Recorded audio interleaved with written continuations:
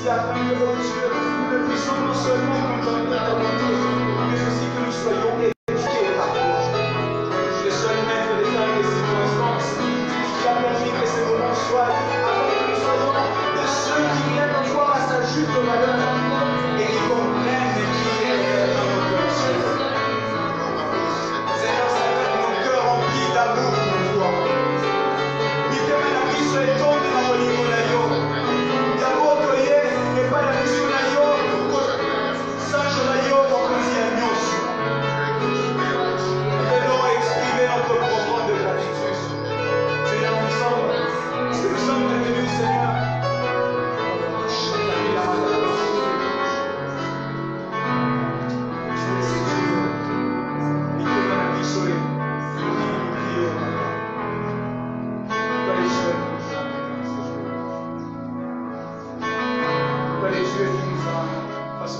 Les yeux qui a permis à ce que nous soyons appelés par ça. Nous qui étions jadis perdus, nous qui n'avions, oh Dieu, aucune origine, et grâce à ce sang de l'agneau, le sang précieux qui venait sur la croix, nous sommes aussi appelés fils des femmes. Alors nous te disons que nous t'aimons. Alléluia.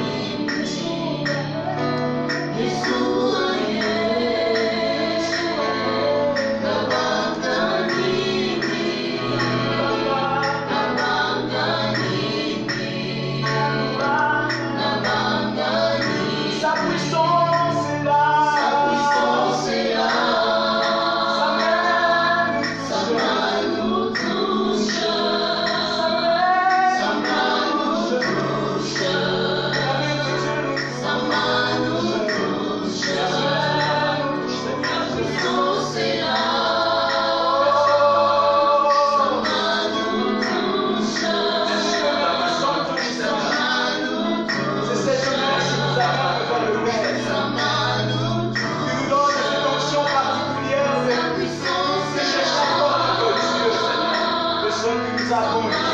Merci pour ta main qui nous touche, Seigneur. La main nous touche. Merci pour ta main qui nous touche, oh Dieu. Nous te bénissons pour ce moment, Seigneur. Merci parce que tu es avec nous. Merci car une fois de plus, tu nous donnes de jouir des privilèges de cette journée. Que nous puissions célébrer le Seigneur, Seigneur, comme tu le veux réellement. Nous voulons te bénir pendant ce moment. Nous voulons que ta présence s'intensifie en ce lieu. Amène-nous, Seigneur, à te célébrer comme il se doit. Amène-nous, Seigneur, à recevoir le conseil de ta nous puissions la recevoir. Donne-nous, éternel, oh Dieu, que nous nous approchons de Dieu avec humilité. Car je sais que ce jour réserve beaucoup de surprises pour tout un chacun d'entre nous. Et dans ta présence, c'est là où nous sommes renouvelés notre manière de considérer Dieu. C'est là où nous parvenons à comprendre qui est réellement Dieu. C'est là où Dieu nous amène encore à le célébrer convenablement. Bénis ce moment, Seigneur, ami Saint-Esprit. Je te recommande cet instant. Je veux que tu te sentes libre de te mouvoir encore. Sens-toi libre, Seigneur, de faire ce que bon te semble. Que nous ne soyons pas là pour t'orienter dans ta manière d'agir, mais nous voulons que tu te sentes libre. Fais ce que tu veux. Fais vraiment ce que tu veux. Car je sais que ce que tu veux est toujours bénéfique pour tout un chacun d'entre nous. Je sais que tu as toujours des projets de bonheur et non de malheur afin de nous assurer un avenir et de l'espérance. Qu'aujourd'hui, au travers de ce moment, que notre avenir et notre espérance soient manifestés. Voilà notre prière, Seigneur. Lève-toi et glorifie ton Saint-Nom et bénis cette parole que nous voulons recevoir. Communique-nous ta pensée au nom de Jésus. Nous avons ainsi prié. Amen. Amen. Amen. Gloire à Dieu. Voilà encore un jour merveilleux que le Seigneur nous accorde. Un jour plein de surprises. Un jour merveilleux. Un jour merveilleux. Un jour merveilleux. Une seule pensée de la part du Seigneur, c'est que Dieu aimerait que notre âme puisse continuellement ruminer les bontés de l'Éternel. Les bontés de l'Éternel ne sont pas épuisées. Voilà la pensée de Dieu. Les bontés de l'Éternel ne sont pas épuisées. Je ne sais pas par quelle situation tu passes, mais ce qui est vrai, c'est que les bontés de l'Éternel ne sont pas épuisées. Et aujourd'hui, nous voulons croire en cette réalité et confesser cette réalité au plus profond de nos cœurs, que les bontés de l'Éternel ne sont pas épuisées. Eh bien, nous allons relire notre texte de base. Nous sommes dans le livre d'Exode, en son chapitre 15. Exode chapitre 15 à partir du 22e verset jusqu'au 26e verset. Nous lisons. Moïse fit partir Israël de la mer Rouge. Ils prirent la direction du désert de Sour. Et après 3 journées de marche dans le désert, ils ne trouvèrent point d'eau. Ils arrivèrent à Mara, mais ils ne purent pas boire l'eau de Mara, parce qu'elle était amère. C'est pourquoi ce lieu fut appelé Mara. Le peuple murmura contre Moïse en disant, que boirons-nous? Moïse cria à l'Éternel, et l'Éternel lui indiqua un bois qu'il jeta dans l'eau, et l'eau devint douce. Ce fut là que l'Éternel donna au peuple des lois et des ordonnances. Et ce fut là qu'il le mit à l'épreuve. Il dit, si tu écoutes attentivement la voix de l'Éternel ton Dieu, si tu fais ce qui est droit à ses yeux, si tu prêtes l'oreille à ses commandements, et si tu observes toutes ses lois, je ne te frapperai d'aucune des maladies dont j'ai frappé les Égyptiens, car je suis l'Éternel qui te guérit. Nous sommes en train d'exploiter tout ce temps-ci. Nous avons dit, nous nous tiendrons dans la présence de Dieu pendant 40 jours. 40 jours durant, nous serons dans la présence de Dieu, jour après jour.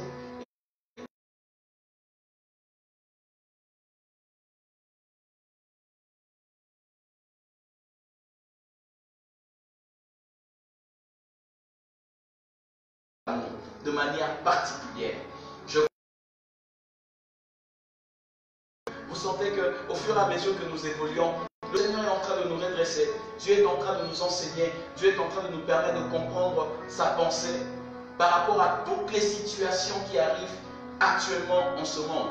Et c'est une occasion pour Dieu de nous enseigner. Vous savez, lorsqu'il arrive généralement un malheur, la Bible nous enseigne que la maison où il y a le malheur, c'est une maison d'enseignement. C'est là où les hommes accourent pour recevoir un enseignement. Eh bien, le monde est frappé par une pandémie, le monde est frappé par un malheur. Nous comptons les morts par centaines de milliers. Alors, l'Église devrait prendre le temps de commencer à réfléchir et de tirer des leçons que le Seigneur aimerait lui faire comprendre. Pourquoi? Parce que la Bible m'enseigne simplement une chose, que l'Église, lorsque l'Église sera enlevée, c'est alors que viendra un jugement sur la terre. Mais aussi longtemps que l'Église est là, il y a certaines choses qui ne peuvent pas se passer parce que l'Église est là. Le fait que l'Église soit là, certaines choses ne peuvent pas se produire. Mais si certaines choses se produisent alors que l'Église est là, il y a vraiment un sujet à réflexion pour pousser l'Église aussi à comprendre pourquoi telle réalité arrive. Où est la puissance de l'Église? Eh bien, durant tous ces 14 jours, le Seigneur est en train de ramener l'Église à comprendre sa véritable pensée. Qu'est-ce qui nous a motivés d'organiser ce temps? Ce n'est pas que nous voulons avoir des vues sur Facebook ou sur YouTube. Ce n'est pas que nous voulons nous faire un nom, mais c'est juste l'occasion. Lorsque Dieu reste calme en face de certaines réalités, il donne l'occasion au prophète de pouvoir parler. Donc c'est l'occasion que Dieu nous donne de parler de sa part et de communiquer sa pensée valablement. Et je crois au plus profond de mon cœur que nous allons continuer jusqu'au 14. Nous communiquons de l'Éternel, non pas en voulant impressionner les gens par la qualité des manifestations des dons spirituels que nous pourrons avoir, ou peut-être par une manifestation d'un quelconque don de l'esprit. Non, on ne le fera peut-être pas. Si Dieu veut le faire, il n'a qu'à le faire. Mais nous allons communiquer, être ce porte-parole qui parlera de la part du Seigneur. Parce que l'Église court derrière les choses qui sont un peu, qui amènent un peu l'effervescence. L'Église soupire derrière les choses extraordinaires. Nous allons aller calmement, lentement et atteindre le but escompté. Le but que Dieu aimerait que nous puissions atteindre. Voilà. Tout ce temps-ci, nous sommes en train de parler des leçons que nous devons tirer de Mara. Mara, cette histoire de la Bible nous relate beaucoup de leçons que nous devons tirer. Et nous sommes arrivés à comprendre une chose. Au verset 26, la Bible est en train de conclure, et c'est Dieu qui parle. Dieu se présente comme étant Yahvé Ropheka. Yahvé Ropheka. Yahvé Ropheka qui signifie en réalité un nom de Dieu mais qui est attaché à un verbe. Généralement dans le contexte d'une phraséologie, le verbe constitue ce qu'on appelle le centre de la phrase. C'est le verbe qui donne le sens à la phrase. S'il n'y a pas de verbe, le sens de la phrase ne tient pas lieu. Ça n'est plus une phrase. Pour que l'on ait une phrase, il faut qu'il y ait un sujet, un verbe et puis un complément. Mais ici, Dieu se présente et il donne son nom en rapport avec un verbe. Mais ce n'est pas n'importe quel verbe, un verbe d'action. Mais l'action dont il est question ici, c'est l'action de guérir, une action de guérison. Mais lorsque vous lisez avec moi, Yahvé Ropheka traduit le Dieu qui est guérir. Voilà, ce n'est pas une erreur de ma part. Le Dieu qui est guérir. Le Dieu qui est guérir. Voilà ce que veut dire Yahvé Ropheka.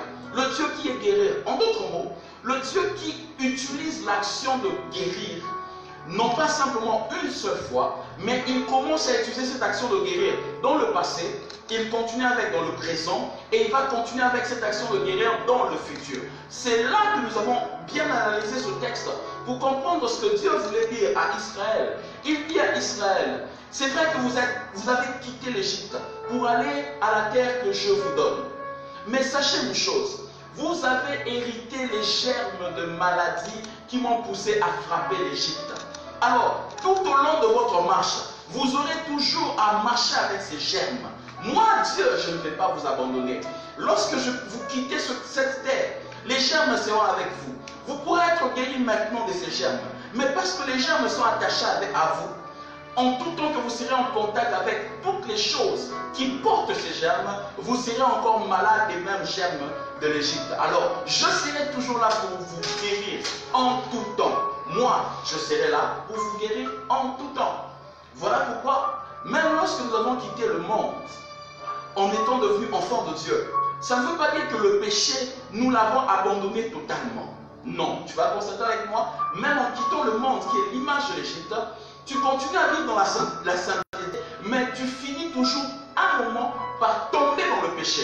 Non pas que tu planifies le péché ou que tu calcules le péché, non, mais tu finis toujours par tomber dans le péché. Pourquoi? Parce qu'il y a les germes du péché qui nous environnent tout le temps. Donc, même si tu as abandonné cette vie-là, quand tu es en contact avec les germes de cette réalité, facilement tu peux tomber malade et recevoir la maladie ayant trait à ces germes. Voilà pourquoi à chaque fois, l'Éternel sera pour nous Yahvé Ropheka. Ainsi donc, on a étudié avec vous quelles sont ces maladies que Dieu a eu à sanctionner l'Égypte. Nous avons dit que c'était les 10 plaies. Et nous avons ensemble avec vous fait une certaine corrélation entre les 10 plaies ainsi que les 10 commandements. Dieu est un stratège. C'est un être qui a une intelligence supranormale. Dieu ne peut pas te frapper aussi longtemps qu'il ne te donne pas une leçon. Il a frappé l'Égypte ainsi que les enfants d'Israël dans la terre d'Égypte, mais il a voulu enseigner maintenant les enfants d'Israël à ne plus revenir dans la même bêtise que les Égyptiens étaient en train de vivre. Voilà pourquoi en les faisant sortir, il les amène d'abord sur le mont Sinaï. Le mont Sinaï, c'est l'endroit où le Seigneur enseigne Israël à comprendre la leçon à tirer derrière les 10 plaies qui ont été infligées en Égypte. Nous avons fait quelques corrélations. Nous avons étudié la première plaie, qui était la plaie qui a transformé l'eau d'Égypte, qu'on appelle le Nil, en sang. Nous avons dit que chacune des plaies d'Égypte ne visait pas seulement à toucher les hommes égyptiens, mais aussi les divinités égyptiennes. Les Égyptiens adulaient les divinités qui tournaient tout autour du Nil, parce que ces divinités étaient des divinités qui communiquaient la vie. Ainsi donc, il a touché la divinité qu'on appelle Nu, le dieu de l'Égypte. Il a frappé Nu ainsi que tous les autres panthéons de dieux qui tournent tout autour du Nil, pour nous enseigner une réalité. Alors que Hérodote a dit, sans le Nil, l'Égypte serait un désert. Les Égyptiens pensaient que le Nil était la seule chose qui leur donnait la vie. Ils ont substitué Dieu à la place du Nil. C'est là que quand Dieu frappe, le premier commandement, le Seigneur dit, tu n'auras point d'autre Dieu en dehors de ma face. Donc l'existence de ta vie, tu ne négras pas une autre réalité à part moi et moi seul. La deuxième plaie, Dieu frappe l'Égypte des grenouilles, qu'on appelle les rana punctata. Nom scientifique de ces grenouilles, rana punctata, qui était une plaie adressée à ce qu'on appelle Hecte, la déesse du pays, ainsi que les autres panthéons de Dieu qui tournent tout autour de Hecte. Alors que les Égyptiens disaient, la terre d'Égypte, c'est une terre sacrée, une terre où tout nous réussit, une terre où tout est de manière florissante. Ils devenaient orgueilleux. Ils devenaient orgueilleux. Et le Seigneur vient, il frappe la terre d'Égypte des grenouilles. Il frappe la terre d'Égypte des grenouilles. Pourquoi? Parce que les Égyptiens, quand l'orgueil leur montait, ils se formaient ce qu'on appelle des amulettes en forme de grenouille, pour traduire un peu leur côté supérieur. Ils disaient, ce qui fait en sorte que nous soyons ce que nous sommes aujourd'hui, c'est à cause de ces grenouilles. Souvenez-vous, ce jour où j'ai prêché, j'ai dit que lorsque les grenouilles étaient en train de coasser, les Égyptiens se disaient, voilà un message de nos divinités pour nous annoncer que cette année, la récolte sera extraordinaire. Les grenouilles étaient comme qui dirait des messagers, étaient comme si les fils qui venaient apporter quelque chose de nouveau chez les Égyptiens. Ainsi donc, maintenant, Dieu, quand il frappe l'Égypte, la deuxième parole, ou le deuxième commandement, le Seigneur dit, tu ne te feras point des images taillées. Tu ne te feras point des images taillées. Nous sommes allés la troisième plaie qui a frappé Hecte, qui a frappé Geb plutôt, la quatrième plaie, et aujourd'hui nous entrerons dans la cinquième plaie. Voilà, pour ceux qui ont besoin de connaître une récapitulation, eh bien, je cours derrière le temps, suivez les vidéos qui sont au-dessus ou en dessous, ça dépend de la manière dont Facebook aura nous configurer cela. Alors, aujourd'hui je parlerai de la cinquième plaie, une plaie tout à fait particulière. Pourquoi je dis que c'est une plaie particulière? Eh bien parce que les caractéristiques de cette plaie font en sorte que cette plaie soit redoutable dans sa manière d'être manifestée. Première caractéristique de cette plaie, c'est une plaie qui suit le modèle de la deuxième plaie que le Seigneur a infligée à l'Égypte. Une plaie qui suit le modèle de la deuxième plaie que le Seigneur a infligée en Égypte. C'est-à-dire, si pour la deuxième plaie, Dieu a dit à Moïse d'aller vers Pharaon, afin qu'il y ait un entretien en privé entre Pharaon et Moïse. La cinquième plaie aussi, Dieu envoie Moïse, il dit, écoute, va voir Pharaon en privé, parle avec Pharaon. Parce que ce que je suis en train de préparer de faire sera redoutable. C'est une plaie qui se fait en privé. C'est comme si l'annonce de cette plaie se passe d'abord en privé. Dieu vient et dit à Pharaon, écoute, laisse aller mon peuple. Sinon, si tu refuses, cette fois-ci, je frapperai dur. Deuxième particularité, si la deuxième plaie ou la troisième plaie, si la deuxième plaie plutôt, était une plaie dont les magiciens des pharaons ont à reconnaître que cette plaie était le doigt de Dieu qui était apaisanti sur l'Égypte. La troisième plaie plutôt. Le doigt de Dieu qui était apaisanti sur l'Égypte. Parce que les magiciens des pharaons étaient incapables de reproduire cette plaie. Vous allez remarquer avec moi que les magiciens des pharaons ont reproduit deux plaies. La première plaie, l'eau changeait en sang, ils l'ont reproduit. Au lieu d'arrêter la puissance de cette plaie, ils ont reproduit et fait empirer encore l'Égypte de cette plaie. La deuxième fois qu'ils ont reproduit, c'était en faisant sortir aussi des crapauds ou des grenouilles. Au lieu d'arrêter cette plaie, ils ont empiré.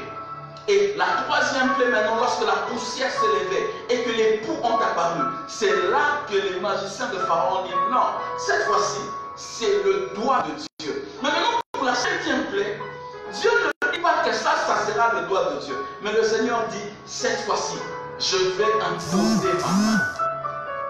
C'est une plaie qui pousse la main de Dieu à s'abattre sur l'Égypte. Mais pas n'importe quel, pas n'importe quoi en Égypte, seulement sur les troupeaux d'Égypte. Une plaie qui frappe exclusivement le troupeau d'Égypte. Mais là, c'est la main de Dieu. Regardez le dégât du doigt de Dieu. Quel est le dégât que le doigt de Dieu a produit? La divinité Thoth, qui était le Dieu des magiciens, a été mis KO. Il n'arrivait plus à travailler pour donner la puissance aux magiciens de reproduire.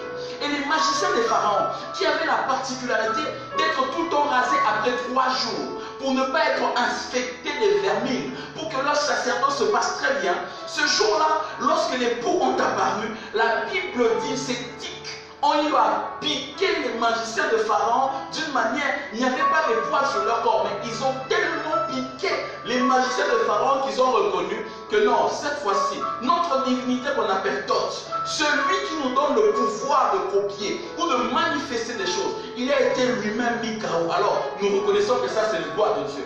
Alors, si le doigt de Dieu a produit un chaos total en Égypte, poussant les magiciens de Pharaon, les prêtres magiciens à reconnaître que Dieu était au-dessus. Que dire de la cinquième plaie? Parce que ça, ce n'est plus le doigt, c'est la main. Une plaie particulière. Dieu impose sa main. Il impose sa main. Je suis venu dire à quelqu'un une chose très importante. C'est que lorsque nous ferons la corrélation de cette cinquième plaie, vous allez comprendre que lorsque vous touchez ce domaine-là, vous ne subirez pas le doigt de Dieu, mais vous toucherez la main de Dieu. Pourquoi? Parce que Dieu respecte. Il respecte tout ce qui peut l'énerver à toucher et envoyer cette cinquième plaie. Si vous lisez avec moi la Bible, vous allez constater aussi que cette cinquième plaie est la conséquence directe de ce qu'a été la deuxième plaie. La deuxième plaie qui était la plaie où le Seigneur a frappé l'Égypte des grenouilles. Lorsque les grenouilles sont sortis, quand ils sont morts, après la prière de Moïse, quand Moïse a prié, les grenouilles étaient mortes. La Bible dit que la terre d'Égypte était infectée. Infectée. Mais les Égyptiens n'étaient pas comme les Hébreux. Les Hébreux n'ont pas été frappés de cette plaie, non pas simplement parce que Dieu voulait créer la différence entre les Hébreux ainsi que les Égyptiens, mais cette plaie a frappé l'Égypte de manière prodigieuse parce que les Égyptiens n'avaient pas la même conception que les Hébreux. Les Hébreux ont une conception un peu particulière en rapport avec la mort. Vous allez lire avec moi dans le livre de Nombre, dans la suite, lorsque Dieu donne les lois, il dit aux Hébreux, d'éviter tout contact avec les choses qui sont mortes. Dieu n'aime pas, surtout les choses qui connaissent des putréfactions, Dieu n'aime pas. Les Hébreux n'aimaient pas toucher aux choses putréfiées. Mais les Égyptiens trouvaient l'occasion que les choses putréfiées devenaient, comme qui dirait, une occasion pour eux de faire l'irrigation, une occasion pour eux de faire ce qu'on appelle les cultures ou l'agriculture. Alors, cette plaie avait frappé.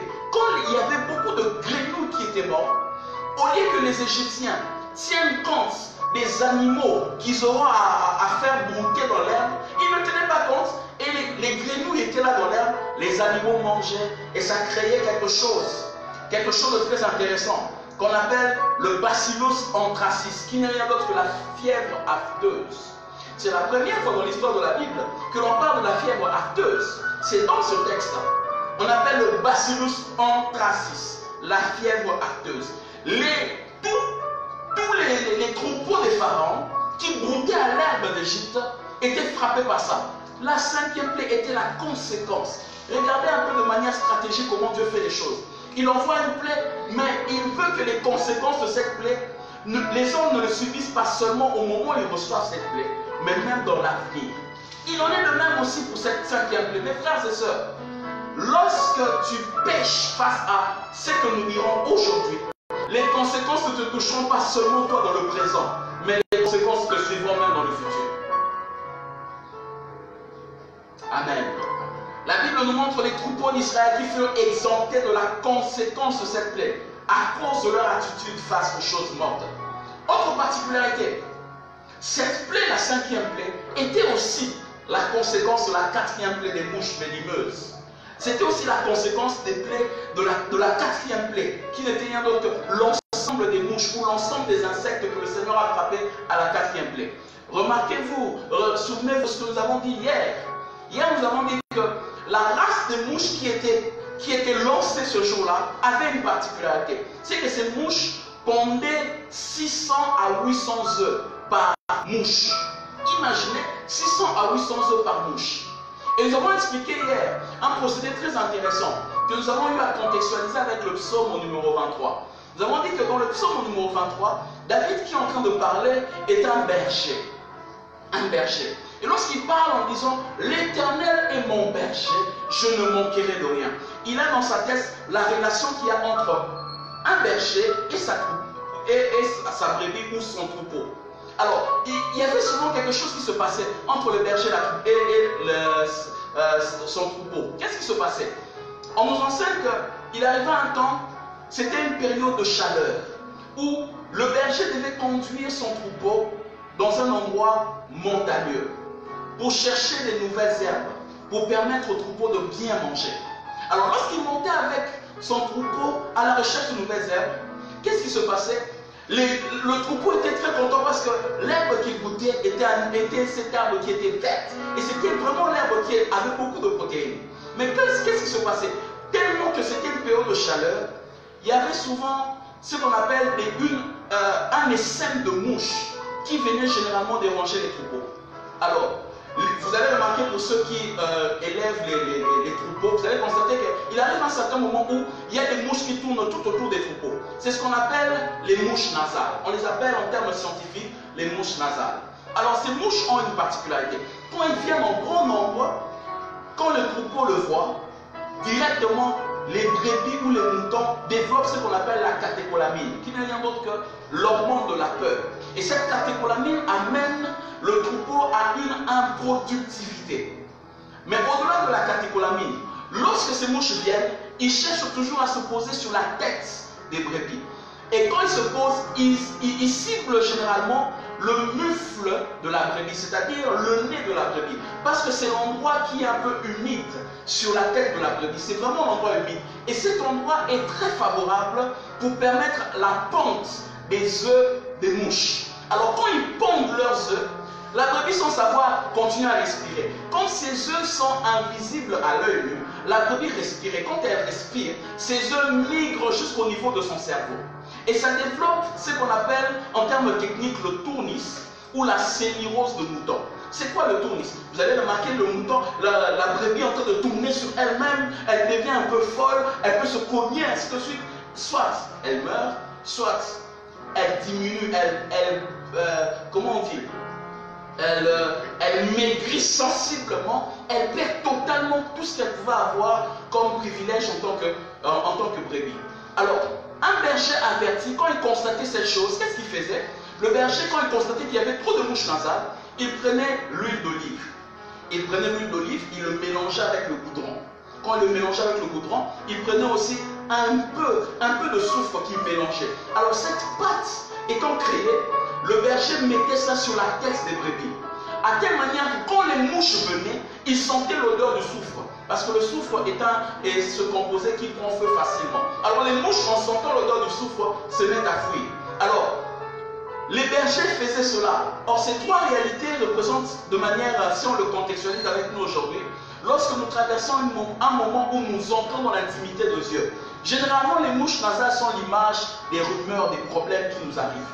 Les hommes se lèvent, malgré que tu cherches Dieu, tu cherches Dieu, mais les hommes racontent des mauvaises choses sur toi. Toi, tu sais que ta relation avec Dieu, elle est normale, elle est à son plus haut niveau. Mais les hommes commencent à te chercher des problèmes. Alors, lorsque ce temps arrive, l'Éternel qui est le bon berger, David dit, tu viens oindre d'huile ma tête. Cette huile-là, c'est une compilation de choses. Dieu met en toi l'huile d'olive qui est l'image du Saint-Esprit. Vous allez remarquer quand les gens racontent des choses sur toi, tu deviens encore plus proche du Saint-Esprit. Le Saint-Esprit, tu utilises encore plus parce que les hommes racontent des choses. Et au-delà de ça, vous allez remarquer que Dieu veut mettre le goudron. Le goudron est cette chose qui permet de fabriquer les routes. C'est l'image du brisement. Dieu te fait passer par une étape de brisement. Et au-delà du brisement, le Seigneur vient mettre en toi le soufre qui n'est rien d'autre que le feu de l'esprit. Donc Dieu vient brûler ce qui est en toi pour te permettre de devenir maintenant quelqu'un de fort. Alors, comme les Égyptiens n'étaient pas les Hébreux, les Égyptiens ne pouvaient pas imaginer que leurs bêtes pouvaient bénéficier de cette chose-là. Pourquoi? La manière dont les Égyptiens étaient en train d'entretenir leurs bêtes, ils ne les entretenaient pas comme les Juifs les entretenaient. Les Juifs entretenaient leurs bêtes pour les manger. Mais les Égyptiens entretenaient leurs bêtes pour l'adoration aux idoles. Voilà pourquoi vous lirez avant, la Bible est en train de dire, Moïse dit, le Pharaon lui dit, adorez, offrez à votre Dieu des sacrifices ici. Moïse dit, si nous offrons, comme les Égyptiens n'aiment pas que nous puissions tuer les animaux, ils n'aiment pas qu'on tue les animaux. Toutes les bêtes que nous sacrifierons, nous serons en abomination face aux Égyptiens, ils vont nous lapider. Parce que les Égyptiens aimaient bien tous ces animaux, tous ces troupeaux, n'étaient pas là pour pouvoir manger. Eux, ils n'aimaient pas manger les animaux, mais qu'est-ce qu'ils faisaient? Ils les offraient aux divinités, parce que chaque espèce d'animal correspondait à une divinité particulière chez les Égyptiens. Ainsi donc, ils n'avaient pas compris cette réalité. Alors, la conséquence de la quatrième plaie est venue se manifester à la cinquième plaie. Ces mouches qui étaient venues, déjà la quatrième plaie, Dieu dit, je mettrai une différence. Il n'y aura pas de mouches à Goshen. Tout le troupeau d'Israël sera exempté, mais les troupeaux des pharaons vont être infectés, les mouches vont frapper, et les hommes et les animaux. Donc, toutes ces mouches qui étaient posées avaient pondu leurs œufs, et les œufs des mouches avaient gravité jusqu'au niveau du cerveau. Alors, à la cinquième plaie, ils n'ont fait que subir les conséquences de cette gravitation des œufs au niveau du cerveau. Qu'est-ce qui s'est passé? Cette plaie qui a frappé les troupeaux était la conséquence de la quatrième plaie. En d'autres mots, il y avait certains troupeaux qui ont souffert de ce qu'on appelle la sénirose de mouton. Ils sont devenus fous et ils sont morts. Pourquoi cela n'est pas arrivé chez les Hébreux? Simplement parce que Dieu les avait déjà exemptés à la quatrième plaie. Et vous allez remarquer avec moi que les Égyptiens étaient des êtres polythéistes. Polythéistes. Alors Dieu était en train de vouloir frapper aussi les dieux égyptiens. On appelle cette plaie l'épizootie du bétail. Épizootie du bétail. Qu'est-ce que ça signifie? C'est une plaie qui est une épidémie qui atteint exclusivement les animaux, pas les hommes. Une épidémie qui atteint exclusivement les animaux. Épizootie du bétail. Voilà le nom de cette plaie. Épizootie du bétail. Parce que ça atteint exclusivement les animaux. C'est une pandémie, une épidémie qui atteint exclusivement les animaux. Et cette plaie concerne 8 dieux égyptiens principaux. 8 dieux égyptiens. Regardez au début, depuis qu'on a commencé, on a cité 1 Dieu, 2 dieux, 3, 4 dieux, mais cette 5e plaie atteint 8 dieux. Imaginez combien cette plaie est dévastatrice. Dieu a mis 8 dieux et il a commencé à les cogner sérieusement. Parmi ces dieux qui furent frappés, la première divinité s'appelle Amon. Amon, on l'appelle aussi Noum. C'est le dieu à la tête de bélier. Le premier à être frappé, c'est celui-là. La deuxième divinité s'appelle Horus. Horus, nous l'avons vu hier, mais Horus a été encore frappé aujourd'hui. Horus s'appelle le dieu faucon. La troisième divinité s'appelle Apis, le dieu taureau noir, messager du dieu Ptah. La quatrième divinité s'appelle Bacchus, le taureau du dieu Mentou. La cinquième divinité s'appelle Nout, la déesse du ciel, que les Égyptiens considèrent comme une vache. Une autre divinité qui a été frappée, c'était Hathor, la déesse à la tête de vache. Et une autre divinité, c'était Anubis, le dieu chacal. Et la dernière divinité, c'était Ra. Ra, celui qu'on appelle le dieu bœuf. Ra. Voilà les divinités qui ont été frappées. On va examiner la vie de ces divinités progressivement pour tirer une leçon très importante. La première divinité qui a été frappée s'appelle Hathor. Hathor, c'est la déesse de l'amour chez les Égyptiens. La déesse qui communiquait l'amour. C'est la déesse qui communiquait la beauté. C'est la déesse qui communiquait la musique. C'est Hathor qui a enseigné aux Égyptiens la musique.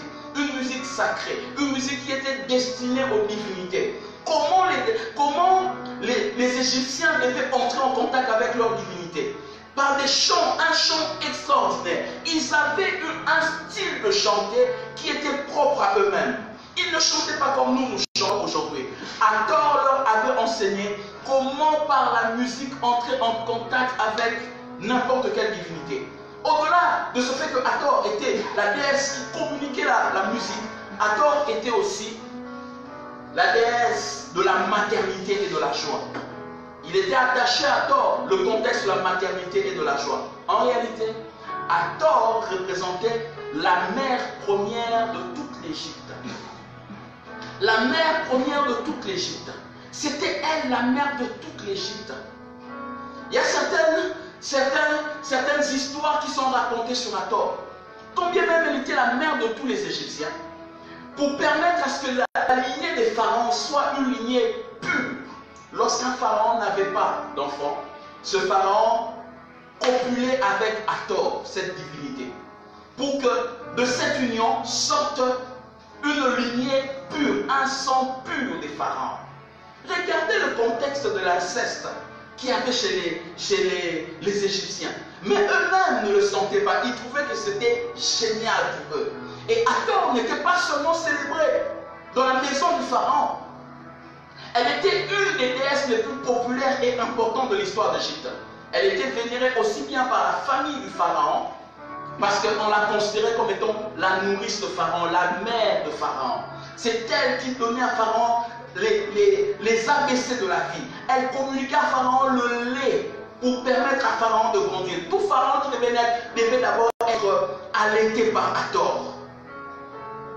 Mais elle n'était pas seulement célébrée dans la famille des pharaons ou la famille royale, mais tout le peuple, les gens du commun célébraient aussi Hathor. Pourquoi? Parce que Hathor pouvait rendre un individu qui n'est pas de sang pur. Il pouvait l'introduire à entrer dans la lignée des pharaons. Et tout le monde aimait cette divinité. Cet Hathor est aussi au même moment la mère de la divinité qu'on appelle Ré ou Ra. Car elle donne naissance à Ra tous les matins sur la rive orientale de l'Égypte. Et aussi, au-delà de ce fait qu'elle est la mère de Ra, elle est aussi la femme de Ra. Essayez d'imaginer quel désordre. La mère de Ra, mais au même moment, la femme de Ra. Quel désordre! Ra, c'est le Dieu qui donne le nom à Pharaon. Vous remarquez? Pharaon. Ra se retrouve dans le nom de Pharaon, qui donne à Pharaon le sens d'être le maître à double demeure. Il est le fils de celui qui est au ciel, mais il agit aussi en étant sur la terre. Voilà ce que signifie Pharaon. Alors, Hathor était cette divinité qui était au même moment la mère de Ra, mais elle était au même moment la femme de Ra. Donc, elle pouvait aussi copuler avec Pharaon. Imaginez le désordre. Au-delà de cela, elle pouvait aussi être la femme de Apis, le messager du dieu Pna. Et quand elle devenait la femme de Apis, Apis qui était considéré comme étant le dieu taureau. Chez les Égyptiens, il y avait 2 taureaux noirs qui étaient beaucoup célébrés. Les autres taureaux d'autres couleurs n'étaient pas célébrés. Mais les taureaux de couleur noire, il y en avait 2. 2 taureaux de couleur noire. Le premier s'appelait Apis, le messager du dieu Pna. Ce dieu, en mourant, il devenait Osiris. Osiris, c'était qui? Osiris, c'était le fils de Chou. Le fils de Geb.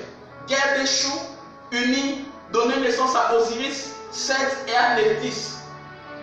Et Osiris était descendant. Mais ce qui est bizarre, c'est que ce même Osiris pouvait aussi copuler avec Hathor. Essayez d'imaginer ça. C'était extraordinaire. La deuxième divinité qu'on appelait le taureau noir, c'était Bacchus, le messager du dieu Mentou. Et au-delà de lui, il y avait aussi Nout, la déesse du ciel, que les Égyptiens considéraient comme étant une vache au ventre de laquelle sont attachées les étoiles. C'était une grande divinité aussi. Vous allez remarquer avec moi, vous allez remarquer que déjà en citant ces noms, vous allez remarquer que chez les Égyptiens, il y avait 2 taureaux, 2 vaches. 2 taureaux, 2 vaches. 2 taureaux, 2 vaches. Les taureaux, Apis et Bacchus. Les vaches, il y avait Nout et Hathor. C'était des vaches. Et vous remarquerez que il y avait aussi une autre divinité qu'on appelait Amon, qui n'était rien d'autre que le dieu bélier, le dieu bélier chez les Égyptiens. Mais essayons d'examiner ensemble avec vous. Le bélier, le taureau, chez les Égyptiens, représentait la virilité d'un père. Tandis que la vache représentait la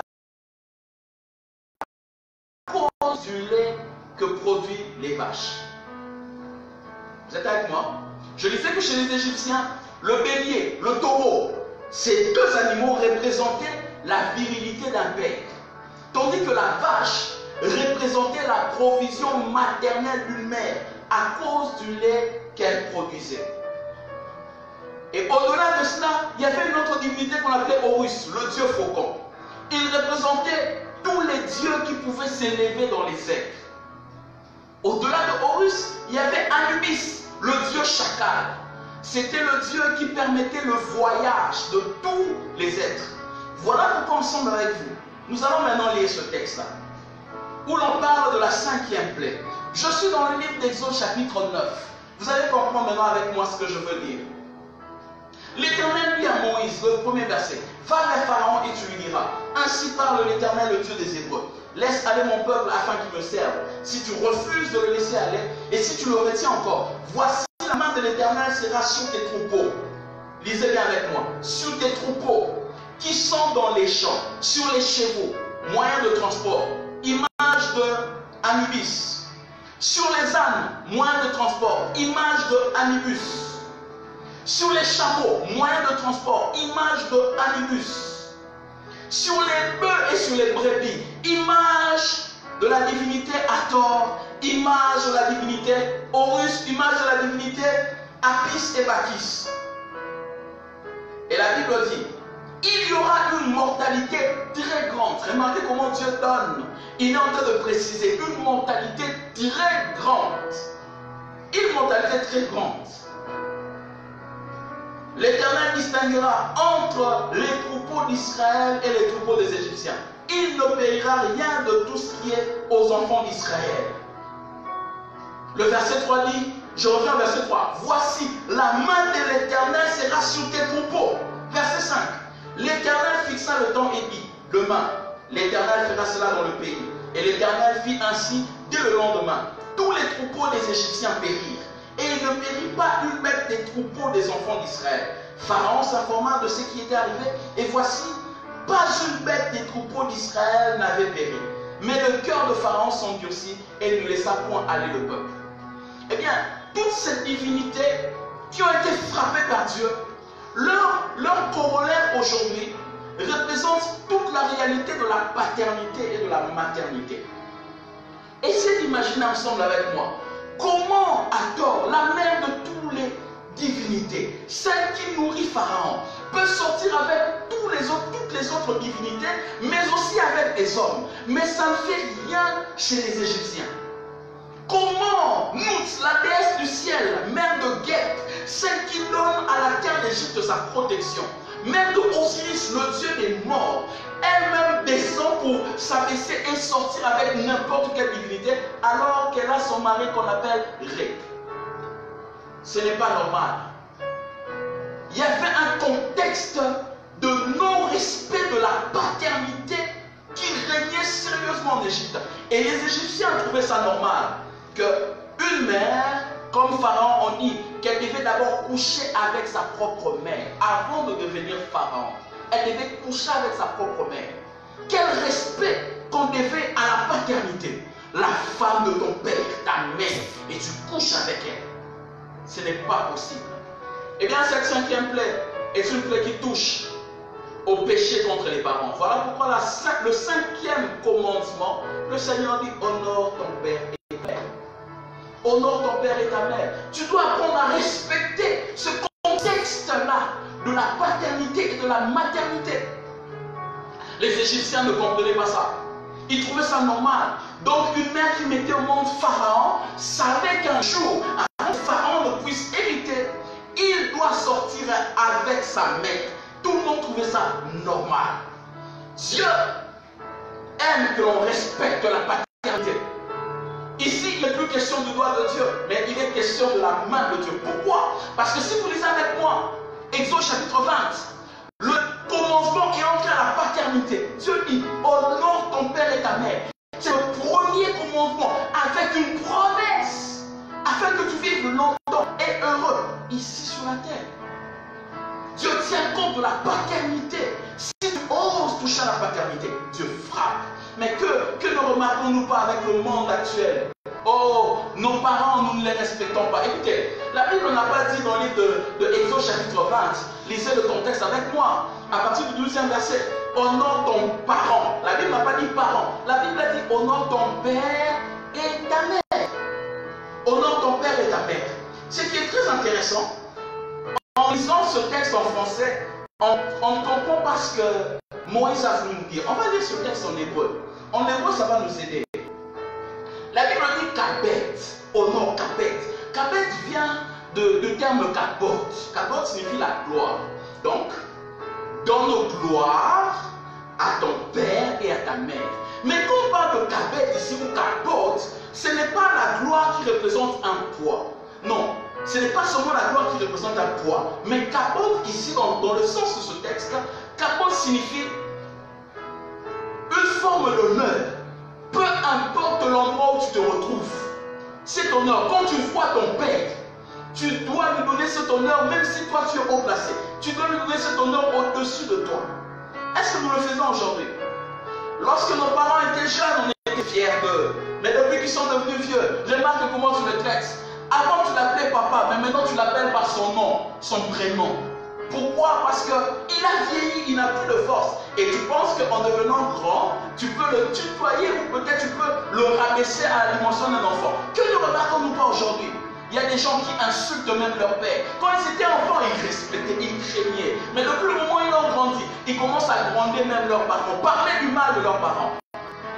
Honore ton père et ta mère. Honore ton père et ta mère. Ce n'est pas parce qu'il est jeune que tu dois l'honorer. Tu dois l'honorer parce qu'il est ton père et ta mère. Remarquez ce que dit la Bible. Honore ton père et ta mère. Kabat et Abika Vehet Imeka. Qu'est-ce que ça signifie? La Bible n'a pas dit honore ton parent. Mais la Bible a utilisé deux mots. Le premier mot c'était Abika, qui traduit ton père. Ce n'est rien d'autre que Abba. Abba. Donc on a ajouté ton. Abba. Abba qui signifie la source. Honore celui qui est ta source. Honore celui qui est ta source. Écoutez, le Père, c'est l'image de toute personne qui représente ta source. Donc, tu as bénéficié de quelque chose de lui. ton existence, tu le dois par rapport à cette personne-là. Tu étais un païen, c'est lui qui t'a amené au Seigneur. Il est ton Père. Ce n'est pas que Dieu dit honore simplement ton Père biologique, mais il dit honore celui qui représente ta source.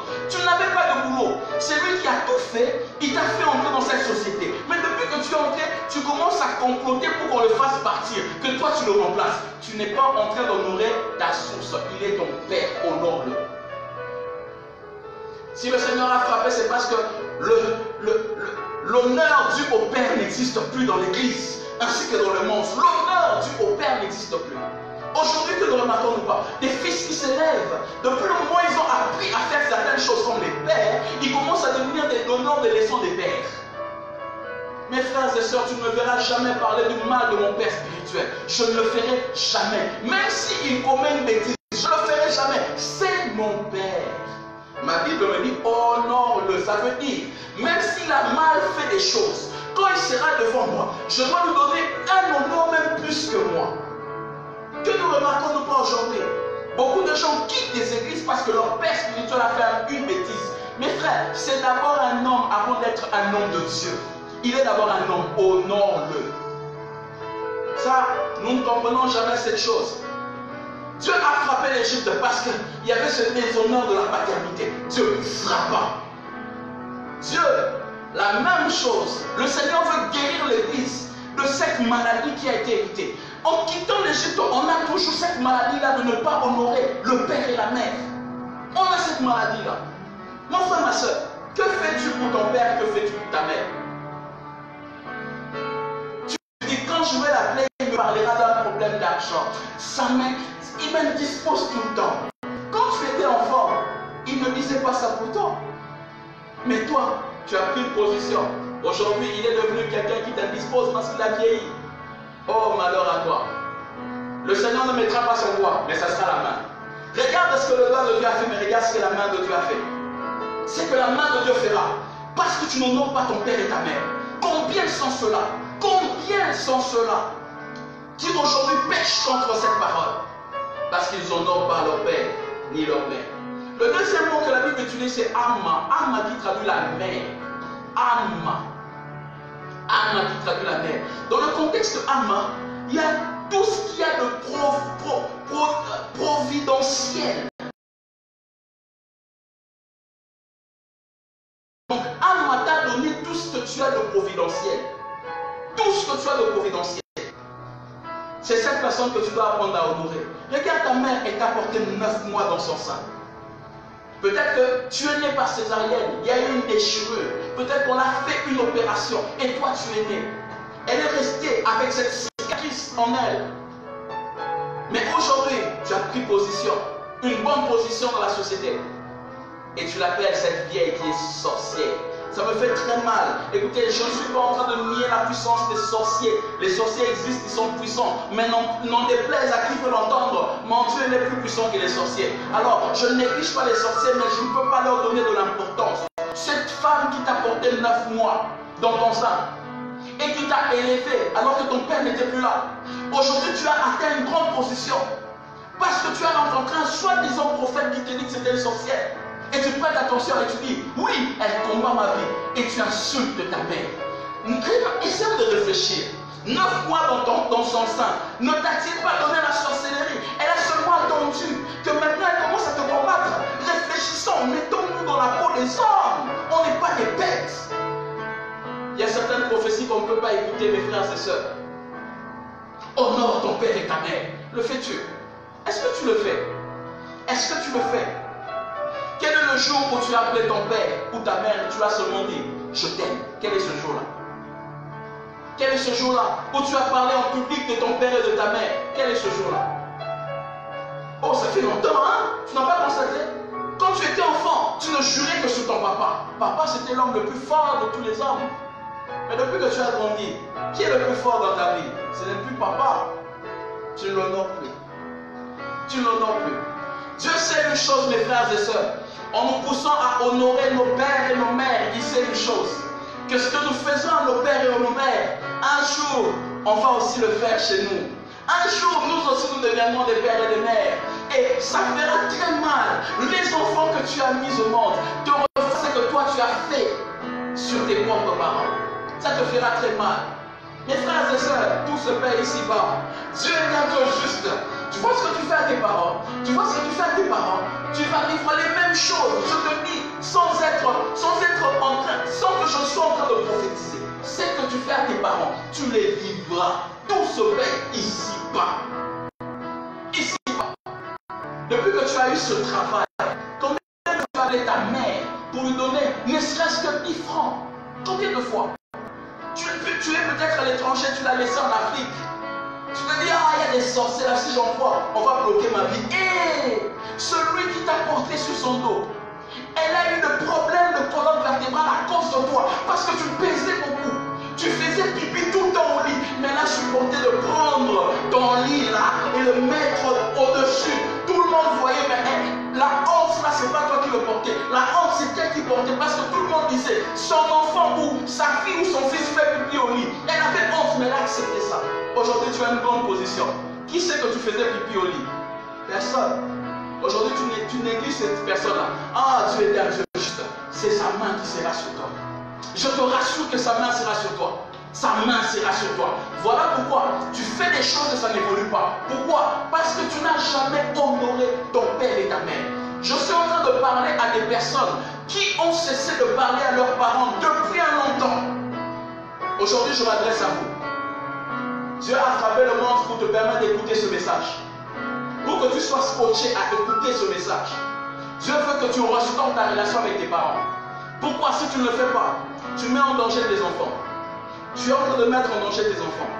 Il est démontrable scientifiquement que les enfants qui n'ont jamais été en contact avec leur grand-père, ces enfants sont en proie à la dépression et au suicide par rapport aux enfants qui ont été en bonne relation avec les grands-pères.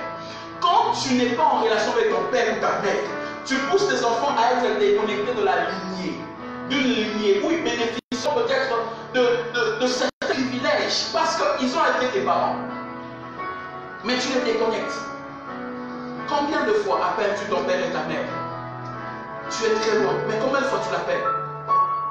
Tu penses que dès le moment où tu as quitté la maison, tu t'es aussi détaché de la famille. Dieu tient compte de la famille.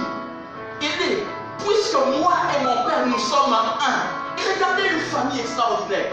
Moi et mon père nous sommes un. Jésus ne s'est jamais déconnecté de son père. Jamais. Mais ce sont les chrétiens qui se déconnectent de leur père. Que ce soit des pères physiques comme spirituels. Les chrétiens, des champions vont se déconnecter de leur père. Regardez comment Jésus parle de son père. Quand il est sur cette terre, il parle tellement de son père. Il donne honneur à son père. Mais regardez, combien sont ces fils spirituels qui parlent de leur père spirituel? Combien sont-ils? Il n'y en a pas. Il n'y en a plus aujourd'hui. Il n'y en a plus. Il n'y en a plus. Aujourd'hui, tout le monde veut devenir père. Mesdames et sœurs, la paternité ne se recherche pas.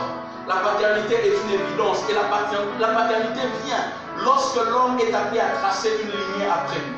C'est à ce moment-là que la paternité vient. La paternité ne se force jamais. Jamais la paternité ne se force.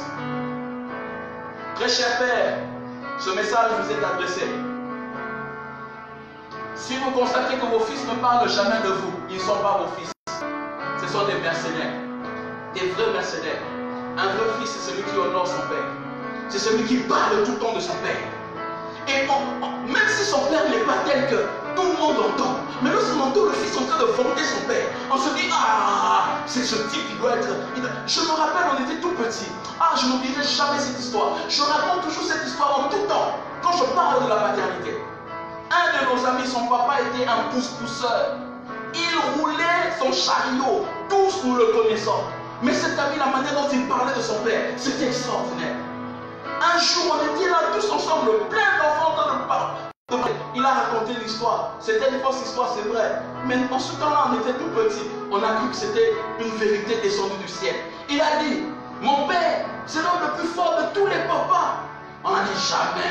Ton père, celui-là qui roule son chariot. Et oui, un jour, il y avait un hélicoptère qui passait. Mon père est monté au-dessus du toit. Il a sauté. Il est entré dans l'hélicoptère. Il a tapé tous les militaires qui étaient là. Il a pris l'hélicoptère. Il a caché ça derrière chez nous. écouté ça bien. On était stupéfaits, on s'est dit, waouh!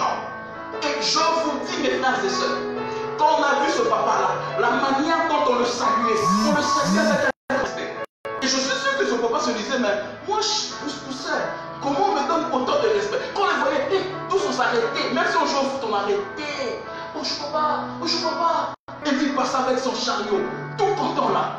Regardez ce qu'un fils peut faire de son père. Un pousseur. Mais quel honneur qu'il a donné. Mais aujourd'hui, cette chose n'existe plus. Cette chose n'existe plus. Cette chose n'existe plus. Dès le moment où le fils sent qu'il est devenu capable de faire ce que le père fait, c'est fini, le père n'a plus d'importance. Et il commence à appeler collègue. Ah, j'ai entendu un homme qui appelait quelqu'un que je connaissais, je considère comme père. Il a appelé collègue. Ce jour-là, j'ai oublié que j'étais un homme de Dieu. Je l'ai récupéré. Je lui ai dit, si tu l'appelles encore collègue, tu verras qui je suis réellement. Il n'est pas ton collègue. Il ne peut, celui que moi je considère comme père spirituel. Je sais que tu es issu de lui. Tu viens de lui, il t'a enseigné. Et tu l'appelles aujourd'hui collègue dans le ministère. Jamais. Il ne peut jamais être ton collègue. Laisse-lui t'appeler collègue. Laisse-lui te donner de la valeur. Mais toi, ne l'appelle pas collègue. Il ne l'appelle pas collègue. Ne l'appelle pas collègue. Non, moi, devant mon père spirituel, il m'appelle homme de Dieu. Je vais refuser. Je dis, hey, je ne suis pas l'homme de Dieu. Je suis un fils. C'est toi l'homme de Dieu. Non, l'homme de Dieu, c'est toi, c'est pas moi. Devant toi, moi, je ne suis pas homme de Dieu, je suis fils. Je suis homme de Dieu pour d'autres, mais pas devant toi. Non, que je vais te dire, Dieu m'a dit. Quel sacrilège. Mais que ne remarquons-nous pas aujourd'hui? Que ne remarquons-nous pas aujourd'hui? Dieu étendra sa main. Voilà la cinquième plaie. Dieu va frapper. Il va frapper. Pourquoi? Parce que Dieu considère. Dieu ne s'est jamais appelé parent, il s'appelle Père. Regardez comment Jésus enseigne. Il dit, quand vous priez, dites, non, Père. Il dit, appelez-le Père. Ne l'appelez pas parent. Appelez-le Abba. Abba, la source. Appelez-le source. Dieu porte la peau de la source. Donc, il veut qu'on honore tout celui qui est source pour nous. Or, si l'Église comprend ces choses, l'Église va connaître son ascension. Mais Dieu frappe parce qu'il n'y a plus de respect. Aujourd'hui, les jeunes se lèvent dans le ministère et considèrent tous les pères qui sont passés. Même s'ils ont commis des erreurs. Mes frères et sœurs, tu n'es pas celui qui doit corriger un père. Écoute, je veux te dire une chose. Il n'existe pas de ministère de correction des pères. Ça n'existe pas. Si un père a commis une bêtise, ferme ta bouche. Je dis, ferme ta bouche. Ferme.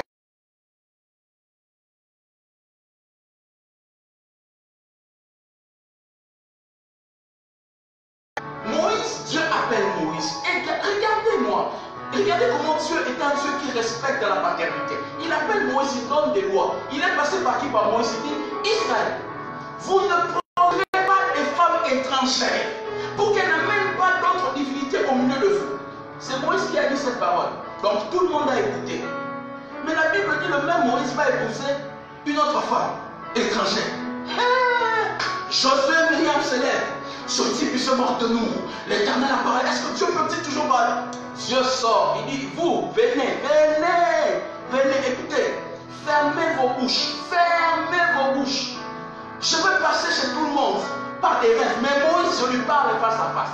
La bêtise de Moïse, Dieu vient, il vient prendre parti pour Moïse malgré qu'il a commis une bêtise. Est-ce que vous n'avez pas compris ça? Hein? Un père, il a commis une bêtise. Au lieu que le fils se lève, il dit non, c'est pas possible pour condamner le père. Dieu sort, il dit écoute, je prends parti pour le père qui a commis une bêtise. Est-ce que tu arrives à comprendre ça? Non, tu ne peux pas arriver à comprendre cette réalité parce que tu n'es pas encore un père. Attends quand tu deviendras père, tu vas comprendre ce que c'est. Attends quand tu deviendras père, tu comprendras. Le respect dû à la paternité et à la maternité est une chose que le Seigneur élève. Voilà le cinquième commandement. Tu vas avoir une longue vie en termes ministériels. Honore ton père et ta mère. Pas seulement spirituel, mais physique aussi. Honore. Tu vas avoir une longue vie ici sur cette terre. Honore ton père et ta mère. C'est la seule chose. Écoutez, c'est le seul commandement avec une promesse. Aujourd'hui, nous voyons la mort des jeunes parce que, regardez bien, il n'a jamais honoré. Toi, depuis que tu ne fais que quitter église après église, Et là où tu pars, tu critiques les hommes de Dieu. Je t'annonce, tu vas mourir. Tu mourras ministériellement. Tu vas mourir ministériellement. Si ministériellement tu ne meurs pas, tu mourras physiquement. Crois-moi, la sémence que tu jettes, tu finiras par récolter le fruit de cette sémence. Et là, c'est le corps. Le corps de Dieu, les Égyptiens disent ça, c'est le corps. Mais là, le Seigneur dit maintenant, là, ce n'est plus le doigt. Je vais mettre ma main. Regardez la main de Dieu. Quelle est la taille de la main de Dieu? Où vas-tu te cacher si la main de Dieu veut te frapper? Regarde-toi si minuscule comme tu es devant le Dieu grandissime. S'il pose sa main sur toi, qu'est-ce qui va t'arriver? Accepte même si ce soit le doigt, mais il dit la main. Donc là, il va tenir compte de partout tu iras. Rien ne marchera. Rien ne marchera. Il va seulement distinguer ceux qui réalisent qu'il faut honorer les pères et leurs mères facilement. Voilà le genre de personnes que Dieu va distinguer. Eh bien aujourd'hui, le Seigneur veut attirer notre attention sur la 5e plaie. Dieu veut nous amener à comprendre que cette plaie n'est pas comme toutes les autres plaies. C'est une plaie qui vient pour nous amener à honorer ceux qui sont comme nos pères. Pourquoi la Bible n'a pas utilisé le mot parent? Parce qu'à l'époque de Moïse, le mot parent n'avait pas encore été créé. Le mot parent n'avait pas encore été créé. Alors Dieu, pour ne pas donner le mot parent, parce que tout le monde va imaginer directement que quand on parle de parents, on voit un papa et une maman, un homme et une femme. Mais Dieu dit non, je ne parle pas d'un homme et d'une femme, je parle de celui qui est la source et je parle aussi de celui qui te donne la provision. Je te parle de la source et je parle de celui qui donne la provision. Pour que aucune personne ne dise, Dieu m'a seulement dit d'honorer mes pères physiques. Non, il veut aussi que tu honores les pères spirituels. Il veut que tu honores celui qui t'a amené à entrer dans ce domaine des affaires que tu es. Depuis que tu as commencé à travailler, as-tu quand même fait un cadeau à cet homme qui t'a donné le boulot pour l'honorer? Est-ce que tu parles d'ailleurs de lui? Tu dis non, j'ai reçu ce boulot parce que j'étais intelligent. Toi, tu es intelligent, toi. Tu es intelligent. Si on regarde bien, ce n'est que quelqu'un qui t'a boosté. C'est parce que tu payé. Pourquoi tu ne l'honores pas? Regarde, depuis qu'il t'a donné ce travail, il est mort. Ses enfants sont restés. Que fais-tu de ces enfants? Que fais-tu? On vient pleurer à toi. Tonton, Minerval. Alors que tu mangeais chez cet homme-là qui est mort. Il t'a donné le boulot, il t'a fait étudier. Ses enfants viennent pleurer à toi. Tu dis quoi? Je ne veux plus voir ces enfants sont des sorciers. Ah! La main de Dieu descendra sur toi. Je te parle en tant qu'un prophète de Dieu. Le but du prophète, c'est ramener à la droiture. On reconnaît un prophète par les paroles qui sortent de sa bouche. Je t'annonce que Dieu va mettre sa main. Dieu veut restaurer l'église, Dieu veut remettre de l'ordre. Et cet ordre doit être restauré. Il faut qu'on apprenne à respecter ceux qui sont nos pères ainsi que nos mères. Aujourd'hui, j'aimerais prier avec toi. J'aimerais prier avec toi. Je sais que tu te retrouves face à cette réalité. Je veux que tu dises à Dieu, Seigneur, je ne veux pas subir l'influence de la 5e plaie. Que ta main ne s'abatte pas sur moi. Mais donne-moi, Seigneur, de t'honorer réellement. Je veux honorer. T'honorer en honorant mon père et ma mère. J'aimerais t'honorer en honorant ces deux personnes. Qu'ils soient spirituelles, physiques. Qui m'aient amené dans un domaine particulier. Je veux honorer cette personne. Que l'on sente l'honneur qui me sera donné face à cette personne. Tu vois, lorsque l'on parle du père, on parle du mal de ta mère. Mais tu restes calme. Quel genre d'enfant tu es? Quel genre de fils tu es? On parle du mal de ton père spirituel. On critique ton père spirituel et tu es là. Tu souris simplement. Pourquoi ne réagis-tu pas? Honorer son père spirituel signifie, quand tu entends le mal de ton père spirituel, réagis. Montre que tu n'es pas d'accord avec ces choses.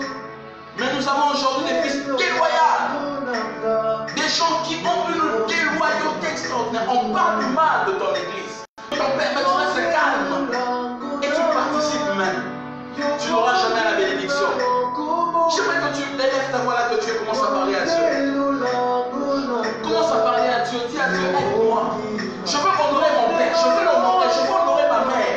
Si ton père biologique, ta mère biologique est vivant, j'aimerais que tu l'appelles, que tu le cherches. Tu dis, papa, maman, pardonne-moi pour ce que j'ai fait. Je veux t'honorer réellement. Oui, si tu n'as jamais fait, n'est-ce qu'un cadeau à ton père, fais-le.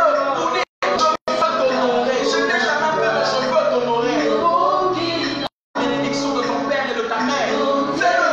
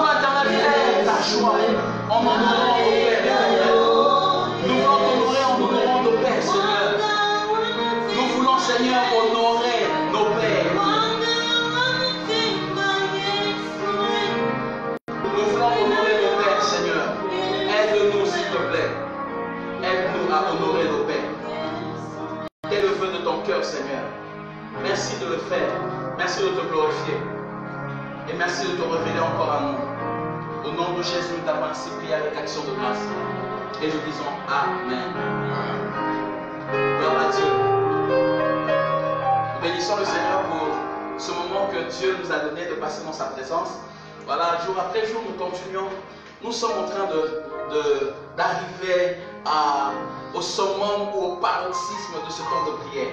Eh bien, nous avons dit 14 jours dans la présence de Dieu. Si nous allons mourir dans la présence de Dieu, nous acceptons. Nous allons continuer à prier. Nous prierons jusqu'à ce que Dieu aura nous écouter.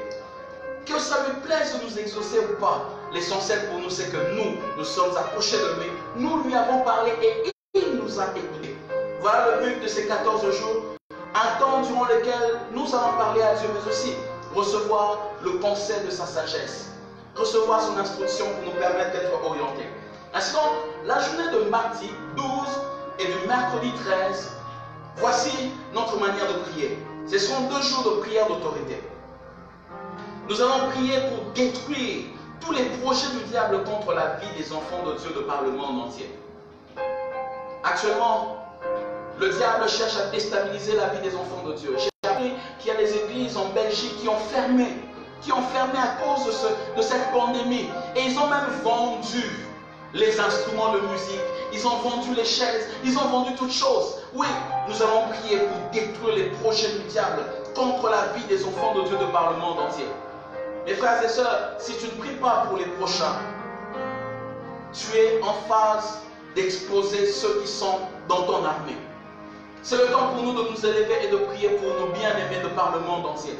Que Dieu détruise tous les projets du diable contre les enfants de Dieu. Deuxième chose, nous allons détruire les projets malveillants des hommes contre l'Afrique ainsi que le monde.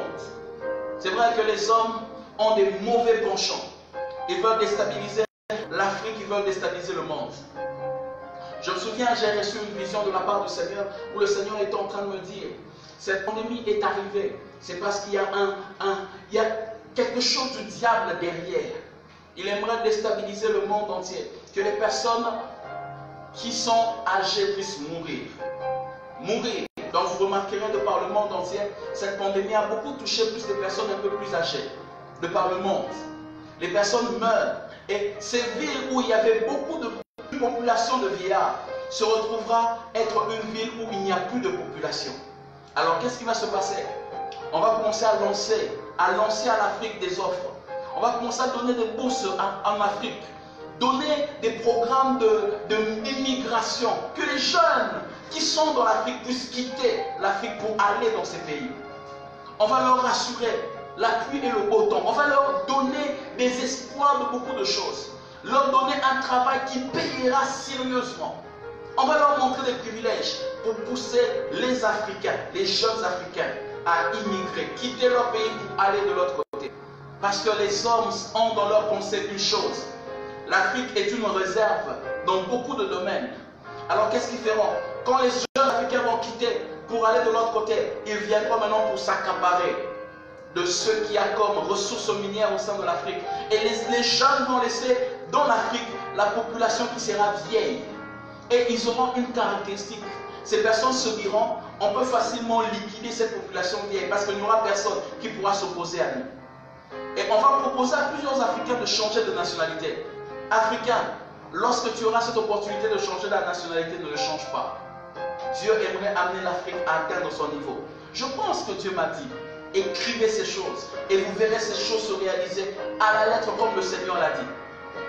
Ils viendront pour s'installer en Afrique et prendre les ressources. Ceux qui se lèveront vont les dissiper. Vous allez entendre parler d'une maladie qui va toucher maintenant l'Afrique, mais touchera la population un peu âgée de l'Afrique pour les dissimer lorsque la population jeune de l'Afrique sera en train d'immigrer de l'autre côté.